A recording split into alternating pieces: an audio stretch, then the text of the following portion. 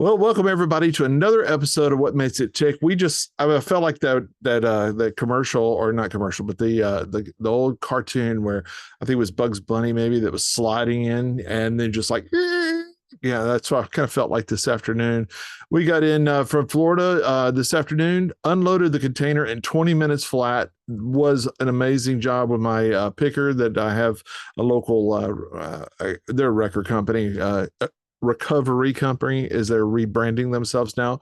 So we were able to get this thing off and get it on the ground, got it on its wheels. It has these really big casters that we move it around with, and we're able to put it in its place for at least the night. And then I rushed home, took a quick shower, had needed a shave severely because I've been in the middle of nowhere, Florida, for a while. And then here we are. So let's talk about fiber. It was brought up that there are people out there that need more information. And I included have had some challenges from time to time with fiber. So, number one, if you are in Mexico, if you ever make it to Mexico, it is pronounced fibber.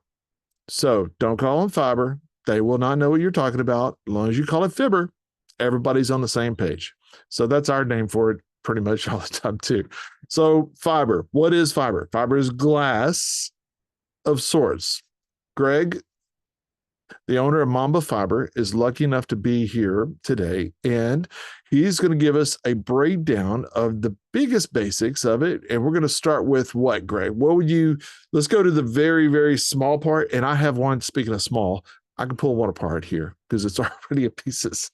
That I grabbed a whole bunch of junk that was on my shop shelf that I knew had come out of a rack that we had overhauled and everything. So we could start there. You want to start with connectors? The types of common connectors that we'll go No, basic and then no, go. I want to start with you said what is fiber?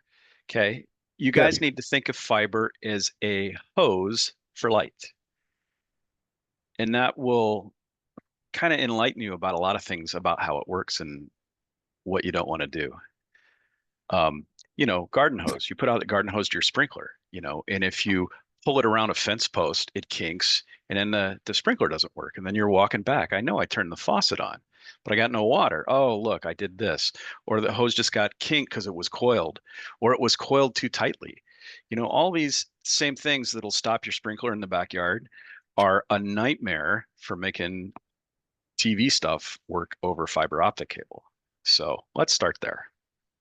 That's actually a very good analogy, and honestly, I've never really thought about it 100% like that. But um, after some people that are working with some people, let's call them hands, people that are not exactly super efficient with fiber. But oh no, they've ran it before, but Well, it's not even an efficiency thing. It's a knowledge thing. Okay, exactly, great. Yeah, I know how to pull camera cable. looks like a Just black cable. It just looks grab the like just grab the end of it and go, right? I mean, on golf course, we pull cable with a golf cart. You grab a hold of the end and you stick your arm out the side of the cart, hit the gas pedal, and off you go. And when you get to the end of the 1,500-foot reel, you hope that the connector comes out of the reel nicely and doesn't get caught in the reel and yanked off. Because all these things happen, and you think it's bad with a piece of triax or SMPTE. When you're talking about, little bitty cables that are like, this thick, and it doesn't take much to pull that end off. That yep. end will come right off of there. You're pulling it on the ground, and there's a couple of roots, and my cable got stuck in the roots, and oh crap. I'll just pull harder, right? And then yeah, it'll come all right, but this part won't be coming with it. So, things like that. Yeah, it's just common sense. But the most delicate part of a fiber cable is always the end. This part right here, the last 4 inches. That is the most delicate and must be protected at all cost. Agreed completely. So would we let's break down the connector sides type that are most common in TV now, uh, Sure. and data too, in a little bit. So really, I guess I haven't seen SCs in quite a while, and that's a big chunky, bigger. I don't even have any. I couldn't even grab Well, any. well, well, let's start with this one, and hopefully you guys can see what this is. Yep. This is an LC connector. It's kind of squarish, and it's got this little release tab. kind of like an RJ45, which is really easy to break off, by the way. And once you Yes. do, you throw it away because you're done, because that's what keeps this fiber connected. And here's another misconception. When you mate fiber cables, okay, you are literally taking the ends and you're touching them together. Okay. There's no magic there. Okay. And when they make fiber cables, and this applies to any fiber, um, there's a flat surface, and it's either parallel or sorry, perpendicular to the cable, which is called typically UPC, okay? Or it's an angled connection, which is called APC. Now, when you do an angled connection, obviously the angles have to mate upright, so you have to twist them a certain way. And all connectors, you can't really see it on these, but an LC, you can't plug it in upside down or sideways because this little latch only goes in one way. Okay, so that always keeps this one this way. The ST connector, this is a little round bayonet connector. It's a little like a BNC connector, and you probably can't see that with my head in the way, but there you go. That's But fine. but it's actually got a little key notch on here. So when you put it into the mate, you have to spin it around until you get the key notch in the right place, and then you can push it the rest of the way in, and then you can twist the little bayonet connector to hold it in place. So those are probably the two most used connectors in TV stuff. So you'll find the ST on broadcast jobs all over the place. Anything that I own is ST because I trade cable and gear with the broadcast guys. So I just pick their standard. So I don't have to adapt any of my stuff. It plugs right into what they have. LC is typically what you'll find on an SFP. So if you're using Blackmagic and the SFPs that are built into their stuff, the LC plugs right into there. SFPs also plug into switches like Cisco and Netgear. I've actually, for the longest time, used these guys, which are Quadcons. So these are Neutrik. They're EtherCon. I'm sorry, not EtherCon. Optical Con, and there's two versions that are most common, which is a duo, which is just two. So it's similar to SMPTE, SMPTE 311, the Limo 311s. Those are just two fibers in there plus copper, and that's the same way the duos could be wired that way. These have four fibers, so there's no copper involved in this connector at all, and it is actually LCs on the back. So if you look here, this is where all the world goes wrong right here, because those have to match up with the other end and vice versa. So whenever you're having to break in and out of optical cons, there's a whole lot of possibilities of numbers not matching up or fibers not matching up, which is one of the things we experienced when we were in Sebring doing the race there this past week. So what we had ran was a lot of ST. And when I say a lot, I think when a final count, we were a little over 14,000 feet of fiber deployed around the track. It was a 3.5 mile track. That's not counting what was already in the ground from the facility, which had fiber rings going here and there and everywhere. Not everywhere we wanted to. Otherwise, we wouldn't have had 14,000 feet of fiber around. And that was the challenge, was patching in between all those different locations. And so we had where we were going into the sites fiber, hopping onto well, basically the equivalent of a TAC 24. So TAC meaning tactical. So it was on a 24 core fiber that was running to another patch bay. That patch bay had to be patched into another, say, 12 or 24 core fiber going a totally different direction. And sometimes they were going, two of them were going opposite directions. So we were doing a lot of bridging. So what came in very, very handy after we got the basics on the ground was a little thing called a laser. And so we would use the laser to be able to find which fiber was which. And we also found which fiber was broken or not patched or not where they said it was supposed to be. So, Greg, do you have the VFL little measurement tool, right? Do you use that to shoot it, or do you use the other? This little thing right here is $36 on Amazon. And if you're going to play with fiber, just go buy one of these, period. Spend the Absolutely. money. And there's a coupon for less than 36 bucks. And there's a zillion of these things floating around. You don't have to have this exact one. But the important thing is that it has something called a VFL. That stands for Visual Fault Locator. And all it is it's a specific red laser light that I can shine down the glass. And there's a little collar here that's specifically the size to take my ST connector and plug it in and see that I can have light coming out of the other end of the fiber. So when I'm at the truck and Jeffy's 14,000 feet out next to a fence somewhere, meow, meow, meow. This is what Yeah. setup at road racing is like. I did that for Yes, years. exactly. You know, it's helpful to know that this cable that I'm going to plug into the truck passes light all the way out to where Jeff is. And if it doesn't, well, I can't say that here. We're recording. So anyhow, it's helpful just to ID that this strand that I have in my hand connects to this strand that Jeffy has in this hand. So he's got my red light, and the VFLs will usually shine a solid light, or they'll flash the light once a second, 2 times a second, 10 times a second, whatever. So, you know, if there's other people testing, like at a racetrack, you never know. So, you know, hey, here, I'm sending you blinks once every second red light. And Jeffy goes, oh, no, it's going. Nope, that's not Greg. Here, let me try another one. And he'll look through his bundle of cables, and then he'll find the one. Flash, flash, flash. Oh, that's Greg. Perfect. Now we know we have a continuous piece of glass.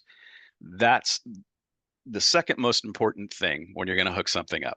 And the first most important thing is after we've ID'd that this is the fiber, let's go clean it. Yes. And Very and much so. and why do we want to clean it? Because it takes an infinitesimally small piece of anything. I mean, we're talking atoms sometimes that will obstruct the light, or that the light will hit and then the light will scatter. Okay, yeah, I see light, but that device wants a full beam. And if the beam is, you know, looks like disco ball to the receiver, you know, it's not going to work. And then how much light is coming out of the pipe? You know, this gets into these little That's things have meters that's on what them we got too. into. Yeah. So Right. we And want just to. because I Yeah, have light doesn't mean my box is going to work. that's Okay. true. Do we want to go down all the specifics now? Or you want to like cover a Yeah. few more basic things first? Let's go over the more basic things. Yeah. Just Okay. Keep and going. right, but we're definitely coming back to the measurement part because that was where we found our biggest issues. Right. Okay. So Right. so Jeffy and I have found a strand. Okay. I Yeah. have my end, he has his end. Okay. We want to clean it before we plug it into anything. There's a couple of different things you can do. Everybody knows the little click pens that you just stick on the end, click, click, click, click, click. I am not a fan of those, because if you're looking at the end of the fiber, which is this big, okay, that little click pen has a very skinny little piece of tape, and it's designed to clean across the fiber core. If the end of this fiber cable was the size of a pie plate, okay, the actual fiber that's in the middle of this isn't as big as a pencil. Okay, that's how small the actual glass is in relationship to the end of this tiny little white, what they call a ferrule, on the end of this cable. Okay, and that tape cleans right down the middle of the fiber because it wants to clean where the core is in the middle, but it ignores most of the pie plate. Okay, we're cleaning like about a swath about an inch wide. Okay, so the core can see, that's fine and dandy. But when I go put these two connectors together, they have to perfectly fit against each other. No gaps. If you have any gaps, you have a problem. Okay, so now I've cleaned the middle, but let's say there's dust over here or there's dust over here, so that when I go to put those two connectors together, the dust keeps them from touching each other. Okay. And it doesn't take much at all to make this a bad connection. Okay. So you want to clean the entire end of this, the entire pie plate, as it were. And I use a cleaner that's Cleatop, right? Yeah. This is called the Cleatop S. Cleatop.com, CLETOP.com is where you can buy these. These are about $100. Okay. There's the regular Cleatop, and then there's the Dash S. And the only difference is the Dash S, when you go and run out of tape, there's a treated tape that's in here. And that when you want to clean a fiber, you squeeze the little thing, the door opens up, and there's a place to clean the fiber. So I twist and slide and I twist and slide. And then when I'm done, it closes the door to keep the tape clean, and it advances it to the next spot of clean tape. You never use the same tape twice. Okay. So after, I don't know, 500 or 600 cleanings, this cartridge is left out. The Cleatop S uses two little spools.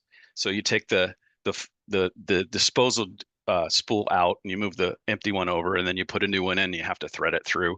The S has the whole thing in a cassette. So I just open the door, and I won't, because this one's got a lot of miles. You can see I've got a gaff tape repair there. So but all you do is open the door and you pull the cassette out, you put a new cassette in, close the door, and it's that easy to replace the tape on the S. Otherwise, they do the same thing. But this cleans the entire.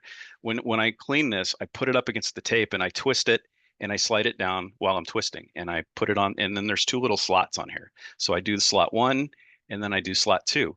And usually by the time you get to the end of slot 2, you can hear this squeaking. You know how a clean glass, if you scrape your finger on it, you get that. You can hear that when you use this cleaner on these connectors. Okay, so squeaky clean, that's a thing. I would So like to know if I could hear that when I was in that racetrack with those V8s well, by, though. That's the only thing. probably not. You probably can't hear this here either. Let me see.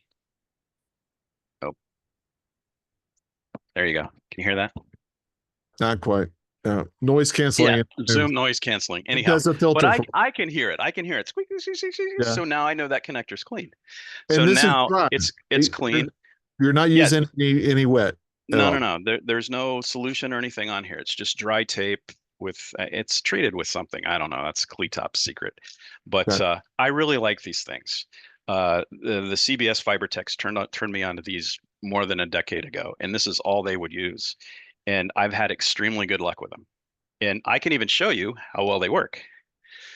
Here, let me show you a little trick with the VFL. When fiber's dirty, and I'm going to make it dirty, I'm touching this on my oily hand. Okay. I don't know if you guys can see this. Let me turn my light off for a second. But you see the end of my fiber connector, it's glowing. Yep. Do you see that? Okay. Which means there's something on the end. It's glowing because there's debris on the end of the cable. So when the light comes up the fiber and it hits the debris, instead of going straight out, it's scattering and it's making my tip glow red. So when you see this, you know, oh, this is dirty. Okay. So show you one more time. See, it's all coming out of there, right? I mean, most of the connector is glowing. Okay. So we are going to clean on slot 1, and then we are going to clean in slot 2. Okay, now look how much red light is coming out of my connector now. That's awesome. Okay, and yes, there's still light coming out of this. Yeah. just for you doubting Thomases, but it's not hitting any debris and it's not refracting. It's going straight out the end of the hose. Okay, Right. So that's another reason why you want to red light stuff before you clean it and after you clean it. Or if you're having actually, usually once I ID it, okay, great. I've got Jeffy strand and I clean it, and then I'll just plug it into wherever it goes. And 9 times out of 10, it's going to work just fine. Okay. But if I shine this at my hand from a foot away, you guys see that dot on my hand? That's pretty bright, right? Yep. Okay. If you're outside, you should still be able to see this dot. Okay.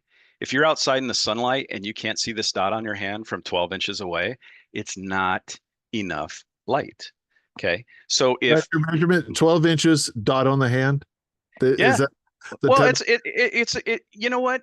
You don't need a meter. You don't need any special knowledge. If I can see this in bright sunlight Sure. at 12 inches, it's should be probably got enough light. Okay. Probably. Not that's a guaranteed, great but idea. it's a good indication that I can plug this in and hopefully it'll work. Okay. It's when things don't work that you have to start getting nitpicky with everything. But, but right off the bat, if I shine this at my hand and I don't see the dot, I know I don't have enough light. So, okay, what's the deal? Okay, my end is clean. I just proved it. Well, what about Jeffy's end? Maybe he didn't clean. Maybe he just told me he cleaned. He forgot the cleaner and he's afraid to fess up that he doesn't have the cleaner in his pocket. So he just plugged it in, and his end is dirty and there's not enough light getting into the hose. We should. Okay. But again, I mean, that little basic trick right there will take you a long ways as far as troubleshooting goes. All right, so let's get deeper into the actual measurement part. So, can you break down what is a normal? Well, first break down that meter because I have probably three or four of the similar ones. They're all more or less knockoffs of each other. Okay. So this meter has the VFL port that shines the red light. Okay. This meter also has a second port that receives light. And I don't know if you can read my display, probably not, but Yeah. there's a meter on here that tells me what frequency of light do I want to look for, because depending on what you're doing, this is sensitive or not sensitive to certain frequencies of light. Think about colors in a rainbow. A rainbow has red and green and blue and purple and all of that, right? But if I'm looking through a pair of red glasses, I won't see green and I won't see blue and I won't see purple. Okay. And this is how fiber muxing works exactly, because you put all the colors together and think about the Pink Floyd album. Okay. You put all the rainbow in one side of the prism, and what comes out the other side of the prism? White, because Right. that's the combination of all colors. Okay. And then if you had another Pink Floyd album and flipped it over the other way, that's how you demux fiber. You put the white light into the prism and it fans out the colors so that red goes into the cake mix of white, and then it comes out of the cake mix as red on the other end. And so does orange, and so does yellow, and so does green. So every fiber or every laser has a certain wavelength, a color, if you will. It's not visible, so we can't really call them colors. We can't see them, but there's a wavelength to the actual light. So typical CWDM uses 18 of those frequencies. And I can't remember exactly what the low one is, but it's like, 1250 nanometers is how they measure the wavelength. And I think the top one is 1650, 1670, something like that. But, and there's like every 20 numbers, there's another color that it looks for. Okay. So it's important to know that I'm sending a certain color of light. Otherwise, if I don't tell the meter it's the right thing, it won't respond properly to that color. And again, I So, use are it. you choosing that on the meter? Or is the meter Yeah. automatically picked it? So most meters have a little lambda signal. Again, you can't see this, but it looks like a little kind of triangle thing, and that's the universal indicator of frequency. And as I touch this, my meter is changing from 1310 to 1490 to 1550 to 1625 to 850. And after you play with fiber enough, you know that 850 is the frequency that multimode fiber squirts, period. That's it. You can't really mux in multimode. Okay. And then you get up to 1300 is the first CWDM color that this will recognize. So 1300, 1310. And if you have a single fiber, like the Blackmagic converters, they only do one thing in each strand of glass. Or if you have an SFP from a switch that's got a send and a receive, unless you're muxing, 99 times out of 100, that light frequency is 1310. That's pretty much a standard for single signal laser paths. Okay, so 1310 is usually where this sits. And then I can just plug any fiber that's got an active single on it into my little meter port. And then it'll tell me, how much light am I seeing? And it tells me that two ways. It tells me that in terms of watts, how many watts the laser is making down the pipe to this point, or it'll read out in decibels. And there's a formula, which I don't ever remember because who needs to do math, please? We're doing fiber. That there's a correlation between the number of nanowatts, microwatts, full watts versus decibels. Okay. There's a relationship. Just like, on an analog VU meter, we have a translation between digital VU and analog VU, so. Right. So anyhow, the important thing to know though, is that every fiber device has an output level. And if you start reading specs and operational guides, you'll find that they call that the launch level. How much fiber am I sending off into the glass? Okay. So if my launch level is, 0 dB or plus 10 dB or minus 4 dB, it doesn't matter what the level is. Okay. If you know what that launch level is and you go meter it at the other end of 3,000 feet of fiber, if it's sending out -4 and I'm getting -4 at the other end of the cable, that's perfect. I haven't lost any light. Okay. And if you don't know what the launch level is, take yourself a little 3-foot jumper and plug into your meter and plug into your camera switch, whatever. Just plug in and read it. And it'll say, oh, look, and the amount that you're going to lose Set a through 3 feet baseline. of, yeah, right. It's a baseline. Now, these meters also have a baseline mode. Here's what's cool is if I plug right into my switch with this little cable and it'll say, oh yeah, look, this is -4. There's a relative dB mode, not an absolute mode, a relative mode. So I go into relative mode and I hit the reset button. And now whatever level that is, this meter now says 0. Okay. I'm So you're on the calibrated. other end and you know I'm where you're at. calibrated to right here. Okay. So now if I go out to 1,000 feet of cable and I plug my meter in without changing any settings, it'll probably be a minus number. This is how much light that I've lost between the time we've launched it into the glass and the time it came out of the other glass. So now maybe I'm at minus 0.001. I lost a little bit. And then I go down to the next piece of cable and it's minus 0.004. Okay, still I've lost very little. And then I go down to the third piece of cable and it says minus 20. Now I've Right. lost a lot. So now you know that that third piece of cable is probably dirty. Always question dirty first. Always. Okay. And after you clean it and put it back together and you measure it again, oh, look, now it's -1. Okay, great. If it's still minus 20, maybe the glass is broke. Maybe the connector's broke. Maybe you can break fiber. Like if I sit there and I like break this and straighten it back out, those two ends are still relatively close to each other and will pass some light. But then once it gets tightened up or somebody just happens to move it, it may not pass that same amount of light. So the other number to know besides launch level is something called optical budget. Okay.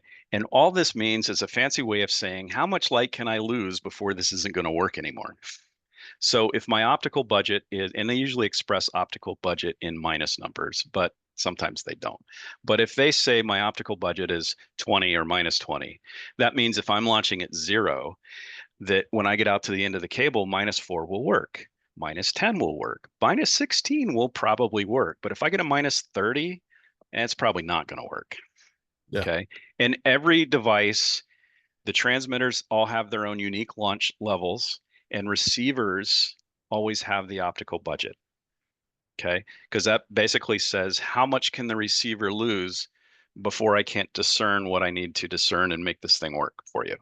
Right. So if you're shooting bidirectional or if you're shooting a TX strand and an RX strand, don't ever forget that if you're doing 2 strands, those are completely separate. And just because your TX fails doesn't mean your RX did. Okay. So shoot each piece of glass individually. All right, Mickey's got a question. Go ahead, Mickey. Yeah, just wondering, is there like a general, like quick math guideline in terms of how much loss you would expect through a connector or like a coupler? Oh, yeah. Okay. I So read 1 dB. Is that right? Typically, when you fuse a connector onto a piece of cable, so like if I cut this off and I took my handy dandy fusion splicer and I put a new connector on this little jumper, that new connection that I just made, I can expect that to lose 0.1 dB. Okay. In fusion. Okay. Fusion. Well, and a lot of times fusion will give you a perfect splice. Okay. But then when you go to put a connector in, that 0.1 number comes up a lot too. Okay. So even though my fusion could be perfect and is a lot of times, and when your fusion splicer will tell you, because it's got cameras and all kind of cool stuff that reads the actual arc and what happens after the arc, and it looks at the thing and it says, oh, look, this is a good splice, and it estimates how much that splice will lose. And typically it's very, very, very little, unless you did a bad splice and then I just cut it off and do it again. But every connector, we in broadcast, we assume 0.1 dB per connection.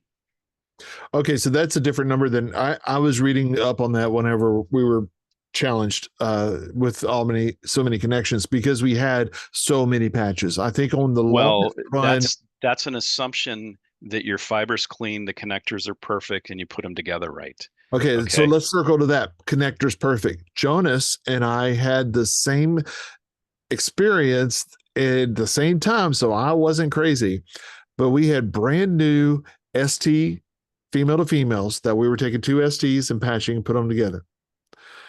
These brand new ones did not want to work. And Never assume found anything is good, even a brand new cable. Yeah. And so I had a box of them or something. I don't know, probably 24 or more. And what we found out, Jonas had some that he kept pulling out of his little magic bag of goodness.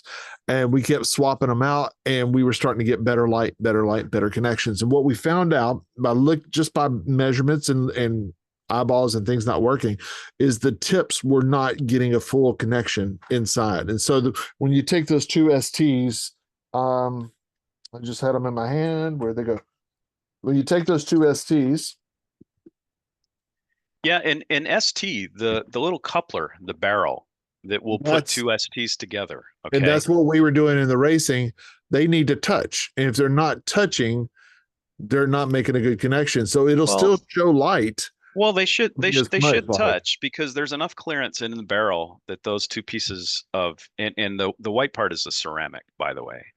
It's not glass. And there's a little hole in it where the glass comes through, and then there's you basically put the glass through, you glue it in place, and then you cleave it off, and then you grind it down so that you're polishing the end of the glass stub all the way down to the tip of the ferrule, so that that eventually is all one surface, completely in plane, the glass, the ceramic, the whole 9 yards. And once that is, you can put it up against another one and it's a perfect connection. But here's the thing. So but if they're cheap connections, then they're not making right. Let me finish. STs can contain single mode fiber, or they can contain multi-mode fiber. Okay. And when you put a coupler in between, there's a little collar in there that keeps these two perfectly aligned. And the cheap ones that you can buy for $1 or $2 piece all over Amazon typically have a plastic or other kind of cheap collar that's designed for multi-mode. Because the difference between single mode and multi-mode, again, if you go back to that pie plate, because an ST connector, the end of it is the same size no matter what kind of fiber's in it. Okay. So on a pie plate, the multi-mode fiber is about maybe an inch big around, okay, in that pie plate. Okay, that's the actual glass. Okay, but when you get to single mode, you're talking about less than a pencil. Okay, there's a huge difference. So if you have a sloppy barrel holding those together, those two cores, even though that the ferrules line up pretty close, there's not much leeway for single mode to wiggle around. Okay, and it doesn't take a rocket science to figure out that if my sleeve on the coupler is loose, maybe my two cores don't line up perfectly, and now I don't get that perfect connection going through the hose. Okay. If you can imagine, trying to hold two straws together is a lot harder than holding two garden hoses together. Okay. Because it's about the same. Okay. So, and cocktail straws, those little stir straws, that versus a garden hose. Okay. So you need to when you buy ST couplers, you need to make sure that they are specifically designed for ST single mode couplers. Yes. Because if don't go for the cheapest. That's the big. I'm sorry. Don't go for the cheapest. My problem was they wouldn't go in and lock as easy as some of the better ones we had. That was the problem, is they wouldn't go in and engage. And so we figured out that was a part of the problem. And I think that's what we were running into in the racing thing, because I don't know, we ended up using all I had because they were working a little bit better, but we had so many different little jumps and so many patches between 1,000-foot run here plus another 1,000 plus a 2,000 plus another 1,000 that was all on the ground. And that was all part of it. And I think that some of those connections just weren't making the right connection. Yeah. But again, if you start at the truck and know what your launch level is, and then you go out and you check every single junction, you'll find all these problems. Okay. There's no way around it. I've lost, point something, I've lost 4, I've lost 10, and I've lost 30 by the time I get all the way out to where the camera is. You'll see all of those drops. Now, there's a device called an optical time domain reflector, OTDR.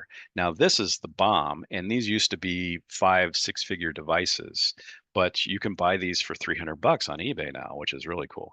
And I wish I had mine with me to show you guys, but again, this is not a fiber show that I'm on, so I didn't bring it, and I didn't know I was doing this today until Jeffy called me a few hours ago.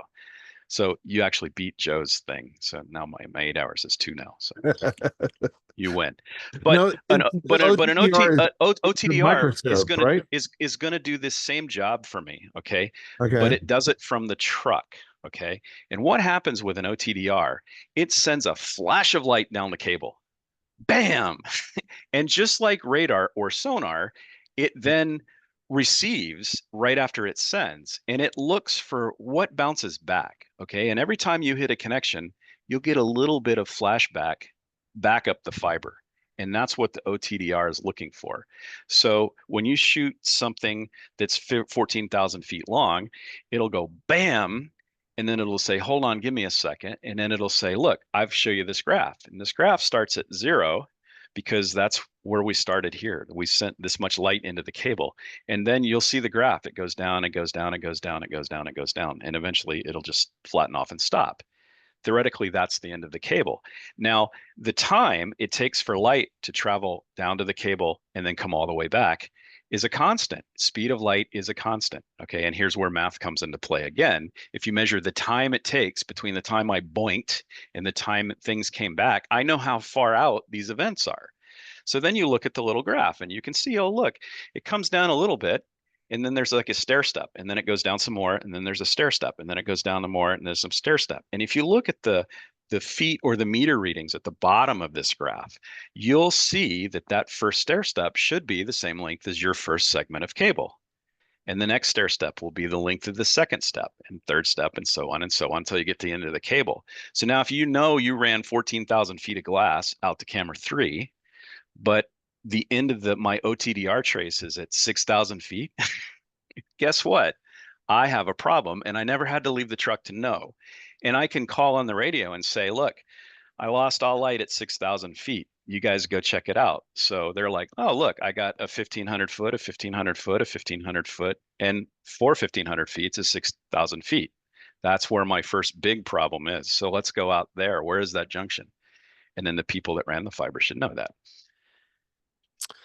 So Greg just single-handedly allowed each and every one of you out there to spend $300 at a minimum, because he's going to. I'm telling you, for $300, you can't afford to not have one of these now. And here's the other thing too. While you're shopping, that OTDRs in the past always had what they call a dead zone, a blind spot. When I shine my light out, I'm blinded for so many feet before my readings are accurate. Okay. And it used to be a long ways, like 1,000 feet or 4,000 feet before I could see anything. And the old OTDRs used to have what they call a launch cable. And it was basically a little pack that had just a strand before you get to it. Right. And it had none of the jacketing or anything on it. It was literally just the glass strand wrapped around a little reel and a little box like this with a connector on both sides. So I would put my OTDR and my launch cable. So this was the same length as my dead zone on my OTDR. So now the other end of my launch cable is where I could start taking readings. So then I would plug all my field cables into that. So the cool thing is all the new little $300 ones, they've either built something in or they've figured out a way of needing a launch cable. Mine has a dead zone of 5 feet. Okay. So I do have to ignore the first 5 feet of readings, but okay. At that point, what does it matter? Yeah, exactly. Exactly. Close enough for government work. Because if I take a reading of my 1,500 foot cable and it comes back 1495, it's like, well, I can't even see that much on the graph. So next. Well, I have something else to share regarding measurement and things like that. So I'm gonna show you a little bit of a friend of mine, and also Jonas's both. They have a product called the Heliac, and that is where they built something that was kind of targeted at the trucks or big installs and such, but it has in the middle right here, and actually embedded in it is a microscope. And so you could see that on the screen on the left and show exactly what is dirty on the end of it. You have a power meter to be able to test between fibers, and also that measurement thing you're talking about to be able to see it from the far end too. So you can test your fibers ahead of time. There you can kind of see a little example of what it looks like. Now, Pause that for a second. Let me show you guys something. All So right. what you're looking at here, and they're not showing you the whole core, but basically you're looking at the end of the ferrule, okay? And that dark spot in the middle should be what they call the fiber core. That's the actual glass, okay? And look at all the little specks around it. That's dirt, debris, contaminants, okay? So the other thing that you might be able to see on there is if the end of the fiber connector gets scratched. See, now that's what a clean fiber should look like. Nice and clean and very well defined core. Okay. Now, if you scrape something across the thing because I didn't have a cap on it and I let it drag on the ground or something, um, then I would see like a slash, like somebody took a Zorro blade through it. Okay. So if that slash goes through the glass core in the middle, the dark spot, what happens is, remember when we said we had dust on the end and you could see my red ferrule? Well, once you scratch the end, then it happens all the time. No cleaning's going to fix that. The only way to fix that is polish it back down or throw it away and just get a new cable. Okay. And this is what you use a microscope for. And microscopes too, you don't need to buy the $3,000 box that's tethered to your truck. They make little handheld microscopes with a little light source in it. You just stick the fiber in the end of it and you hold it up to your eye and you turn a little light on and then you can see the end of the ferrule. Usually a 100x or a 200x microscope is a great thing to buy. They're 100 to 150 bucks. I don't know, something like that. And let me also, at the risk of giving an endorsement, one of my favorite places to shop for fiber toys is a place in New York's upstate New York, Oriskany, called Fiber Instrument Sales. And they have everything you could possibly want for fiber stuff. They have cleaners, they have meters, they have fusion splicers, and they also do a wonderful fiber optics 101 class. Now, this is typically aimed at like people that do like, Google Fiber or telephone company installs, that kind of thing. But all that same stuff applies to what we do. They'll teach you the difference between single mode, multi-mode, cores, connectors, the hard way to put connectors on with glue, an oven, and polishing, or the fusion splicer, which all of that's already done on the connector, and you just splice it onto the end of the wire. So that's way better. And fusion splicing is a lot more cost effective now. When I bought my fusion splicer, I was about to ask, how much has that changed?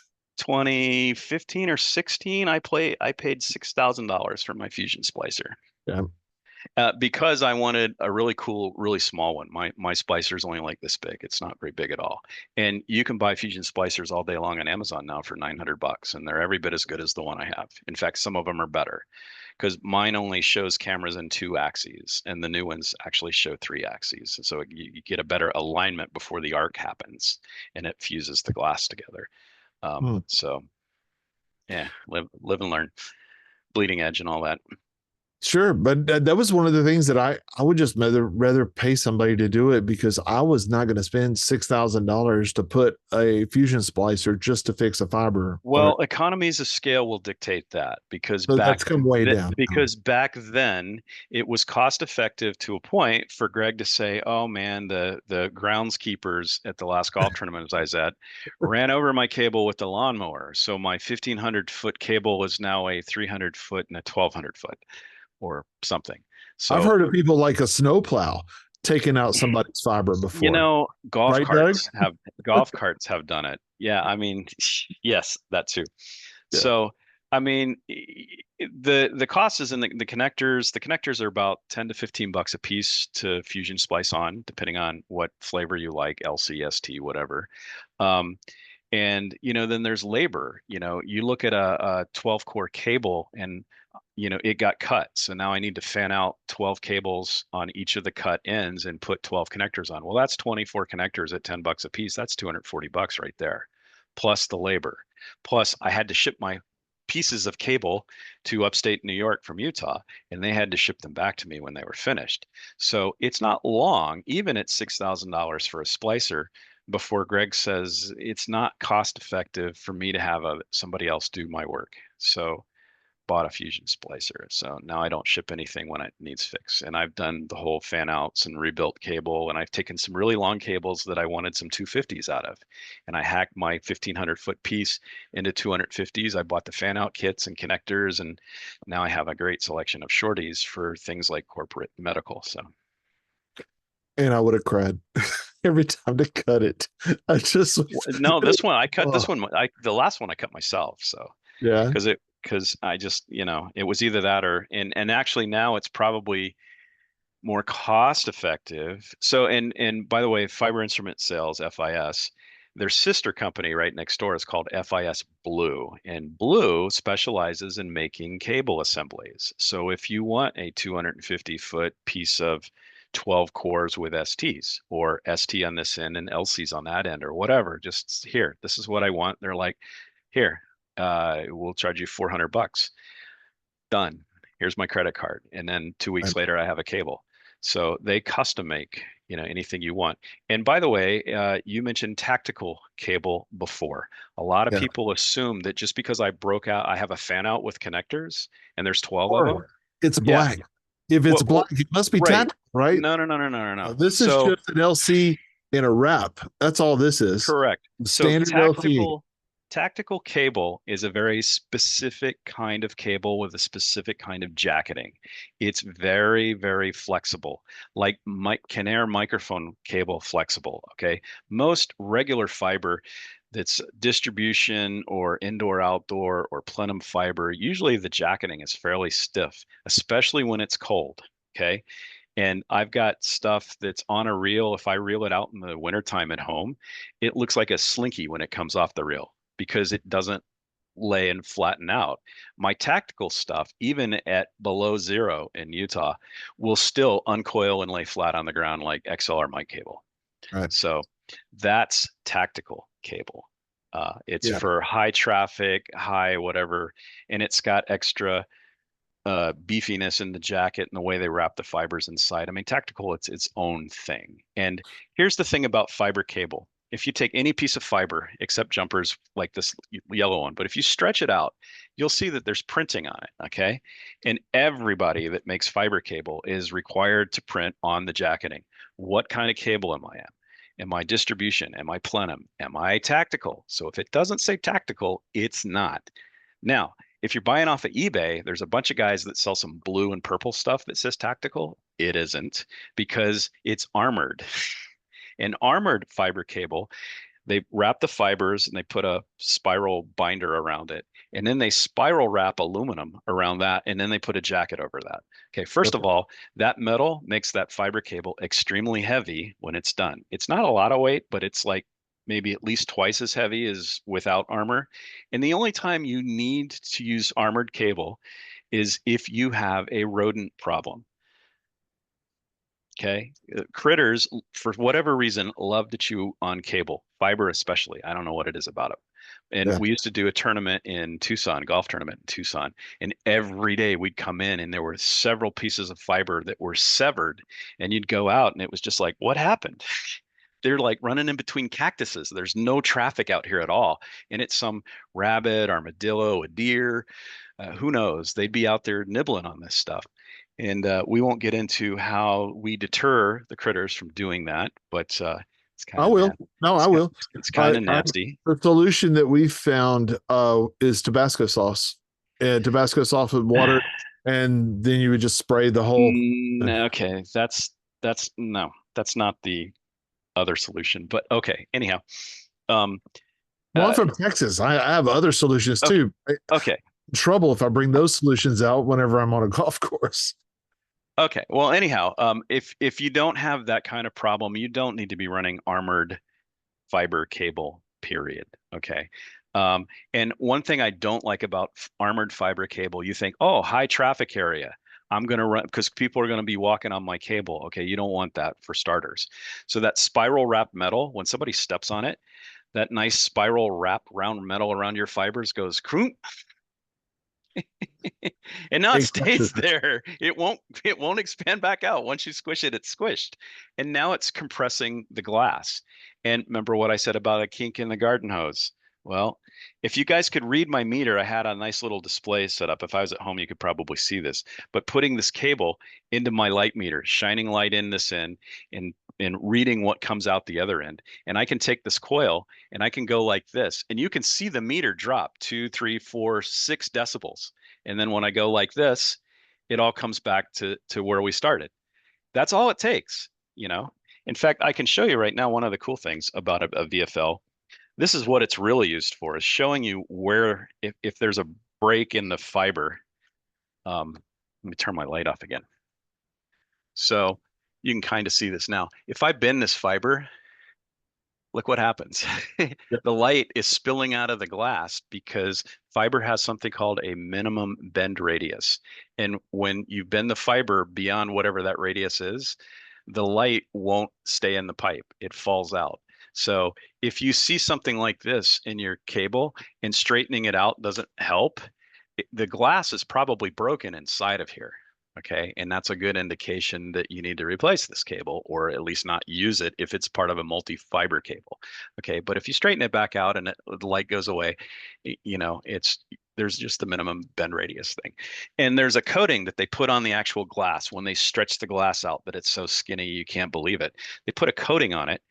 I can never pronounce it right, but anabasser or something like that. Anyhow, that coating keeps the glass from shattering. Yeah, whoever came up with that trick, God bless you, because we wouldn't be having fiber optic cable without it. So, and then a lot of the newer cables is what they call bend insensitive cable, and that's great cable because they have increased the performance of this coating so much that you can bend it like I just did, and you won't see that light because the coating keeps the glass all together.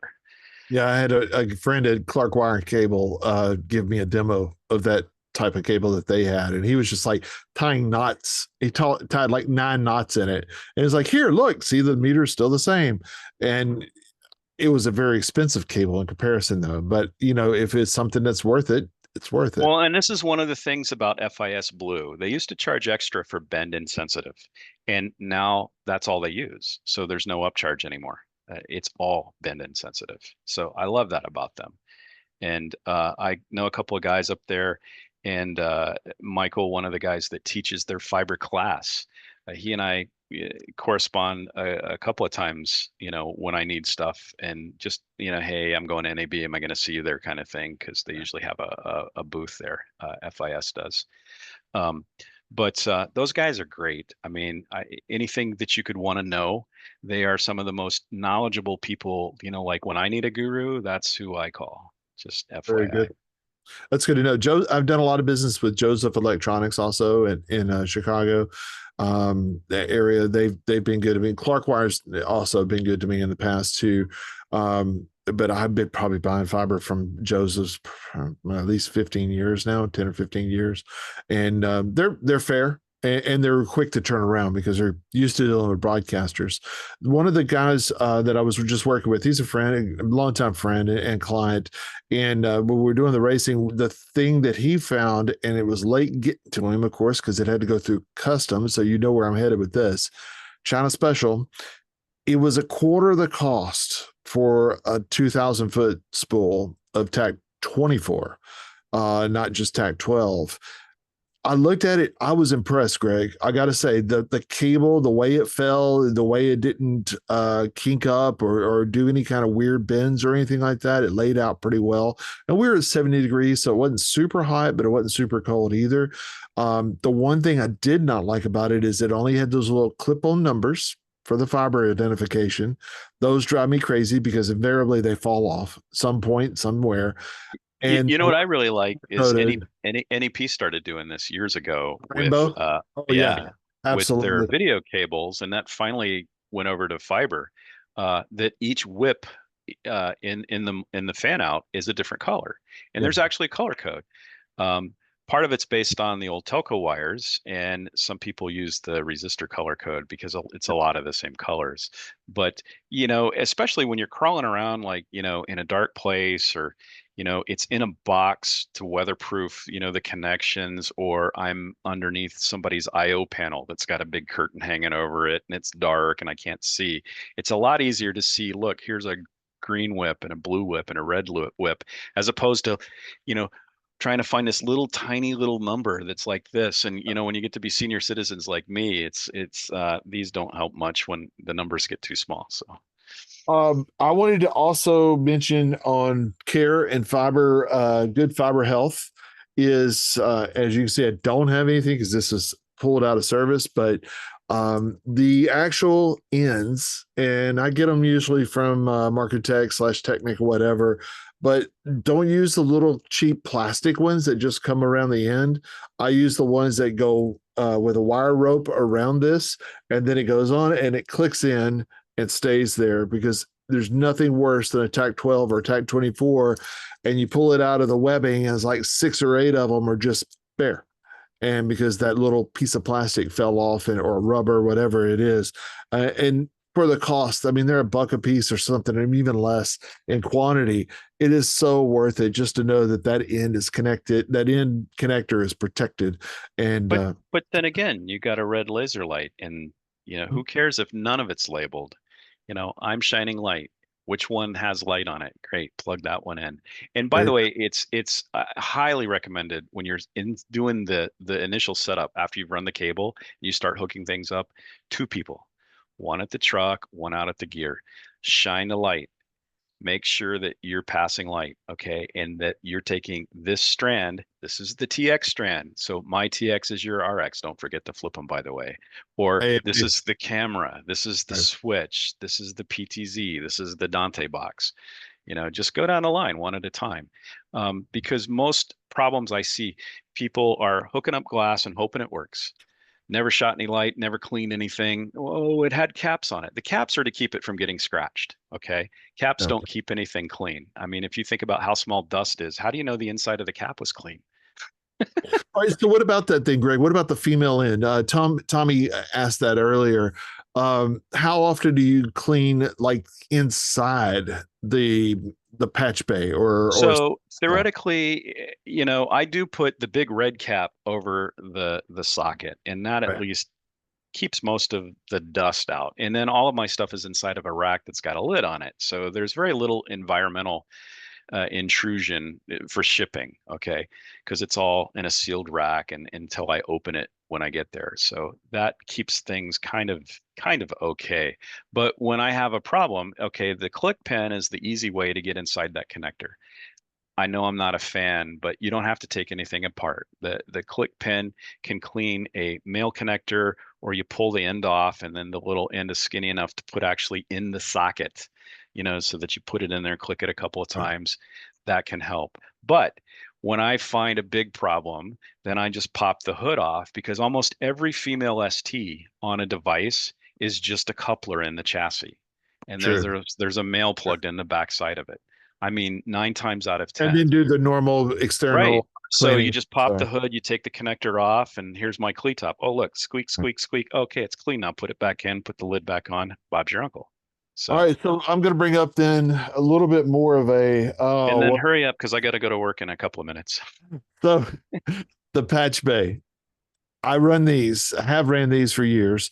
And these are just LCs between the two. So we use little short 1-footers or whatever. Greg, where do you stand on the patch bay? Is it worth it? Is it? It depends. It's possible loss, right? So a lot of golf shows, I mean, we use TAC 12, but it's not fanned out. Okay. We, on some trucks, use a big military connector. You guys know what DT12 is? Yeah. Or like a Limo connector. Yeah. Well, think of a big Limo that's got 6 males and 6 females optical, and then you put those together. And I don't like those because they're hard to clean. Okay, you have to, spray and wash with compressed air and hope for the best. And but if that's what's on the side of the truck, yes, you need to break that out somehow, because how do you know what pair 1 goes to this week? I mean, is it a camera? Is it a Dante? Is it a switch? I mean, who knows? So for that kind of stuff, yeah. And if you're doing a monster show like Super Bowl, where you're managing 2,000 cores of fiber, yes, take each 12, 24, 36, 48 cable. And then NEP has these really cool, it's just like an open frame rack.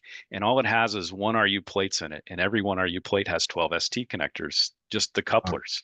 So on the back side is all the cables that come in from the house. This one went to the announce booth on level 1, announce booth on level 2. This one goes over to the Game Creek truck, the Corplex truck, the NEP truck, blah, blah, blah, blah, blah. And they have a plan. Every cable has a number and a pair.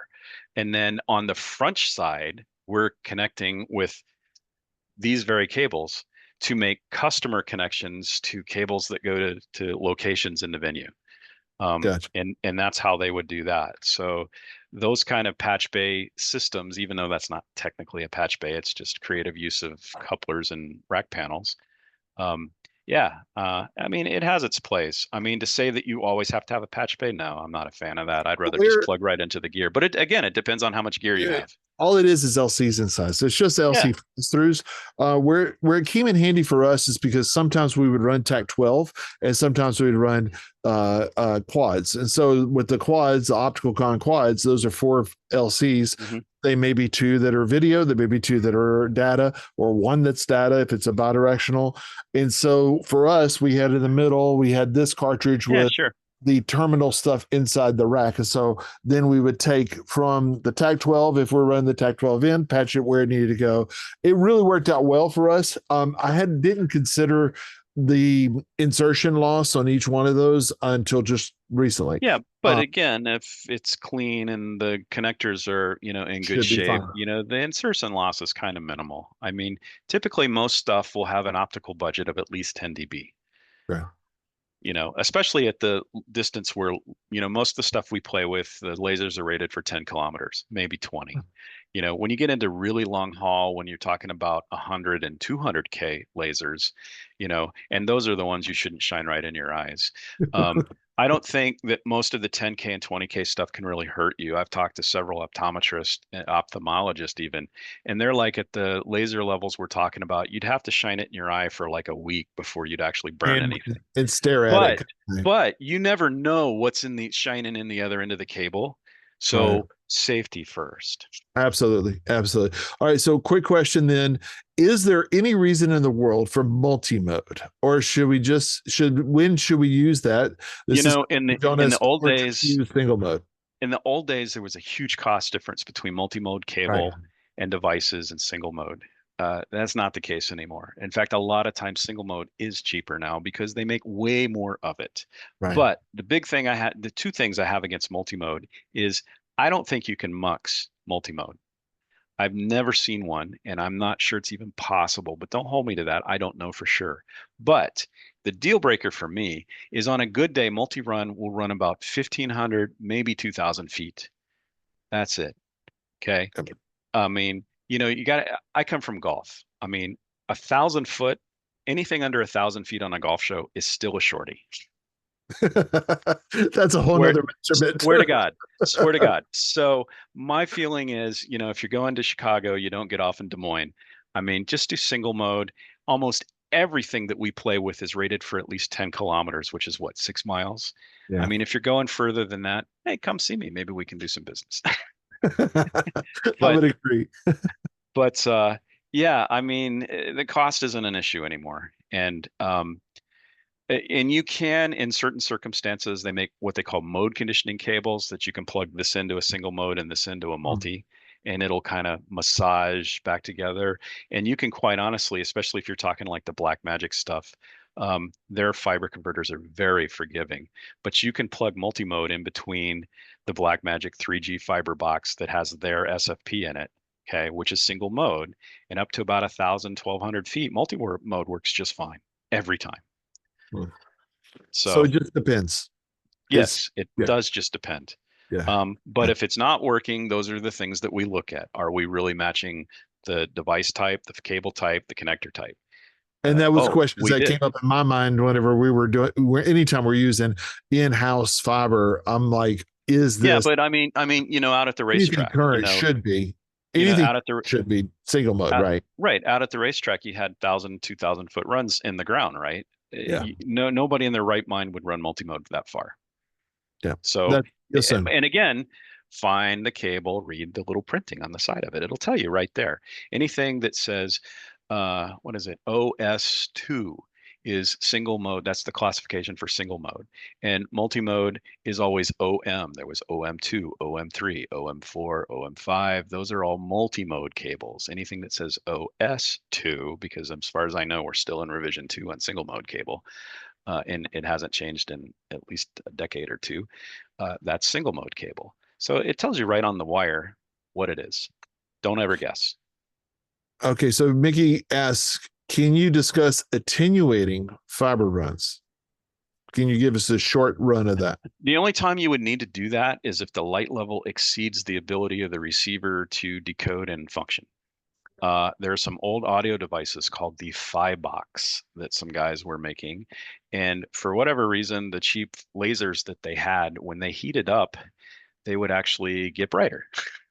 So, and the receivers had a tiny little window that they were functional at. So in the morning, we would hook things up and it's cool and everything works, right? And then we go to lunch and I'd come back and I'd start, wait, half of my golf course mics are gone.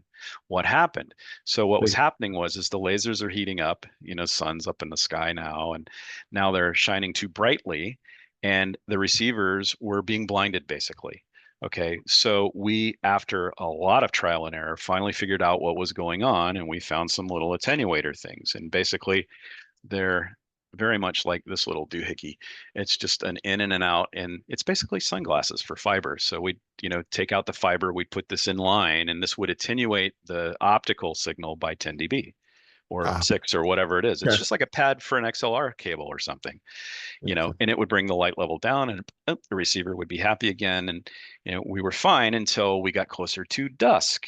And then the sun is not in the upper sky anymore and it starts cooling off. And then we'd start losing stuff because now we don't have enough light and then we'd have to take the attenuators out. So, yeah. Thank God I don't use those anymore. How important do you feel like it is to watch between, speaking of the powers, like some of these SFPs or SFP pluses, especially those that are going 10 gig, you see them marked as, say, this is good for 2 kilometers, this one's good for 10, this one's for 20. The SFPs are rated for what they're rated for. When I do masters, we use dark fiber to get over the other course, which is, it's about a 30-mile drive, but the fiber path is not quite. We use 40K SFPs, which is like 28.5 miles. And we're within a half a mile of the limit of that 40K SFP on the dark fiber path that we use. We're shooting 200 gig strands over there for 2110. Okay. And that's doing a boatload of stuff. So try to match it as close as possible to the length, or just don't. No, I mean, I'm just saying that I need to use 40K. And I found out last year that we were within 1 dB of being outside of our budget. Yes. Ooh. And that the legs, and we had 2 legs, thank God, were failing. And they didn't ever fail together, but one would fail and then it'd kind of come back, and then one would fail and kind of come back. And the truck guys were sweating. And I didn't find this out until last month. This is something that happened last April. So they're like, we're going to bump up the 60K SFPs this year because of that. So, but I don't think, people are like, oh, you can't plug, 10K SFPs in with a 3-foot jumper. You'll fry it. Absolutely not true. I test with this very 3-foot jumper it's something I test with all the time from box A to box B. I just want to know it works before I send it out in the field. Great. Happy, go, be done with it. No, it's, and unless you're having a problem, you shouldn't have to attenuate.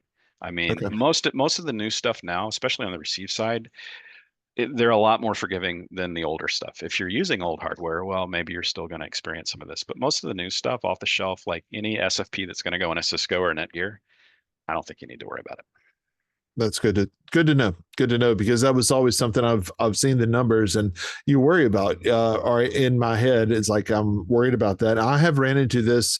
Another challenge that Jonas and I ran into when we were doing that event in Aberdeen was that we were going through a lot of in-house fiber there, and we were able to we were not able to make switch to switch connections reliable, but we were able to do media converter to media converter reliably.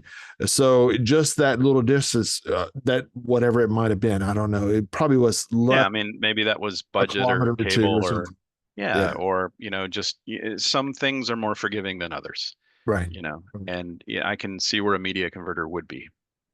Yeah, and that was just another trick we had up our sleeve in order to make it. Sure. Once you switch to the network connection between those 2 locations to the media converter, we didn't have any problems with that anymore. But there's just little things. Well, I hope this information helped somebody. Greg, thanks for your time. Appreciate you. My pleasure. I got to go. They're texting me like, where are you? So I got to go get in the elevator and go down 2 floors and go to work. So such a hard commute. Just terrible. I know, it's terrible. So enjoyed being here with you guys today. I hope you learned something. You ever have any fiber issues? Give me a buzz. Absolutely. Thank you. Thank you so much. Appreciate you, Greg. And Michael, good to see your face, buddy. Be safe out there. Watch out for those other fools driving. I know you're not one of those. And Doug, nice to see you on a Tuesday. You finally remembered. I did. And did I see one of your little babies? There's two babies. Oh, well, good to see. Good to see all of you. Appreciate you jumping in and hopefully learned a little bit of something about fiber in your diet. It's a good thing, but keep it clean. Keep it clean. Keep it clean every time. Have a great rest of your week, and we'll see you again next week for another episode of What Makes It Tick. Thank you, Jeff.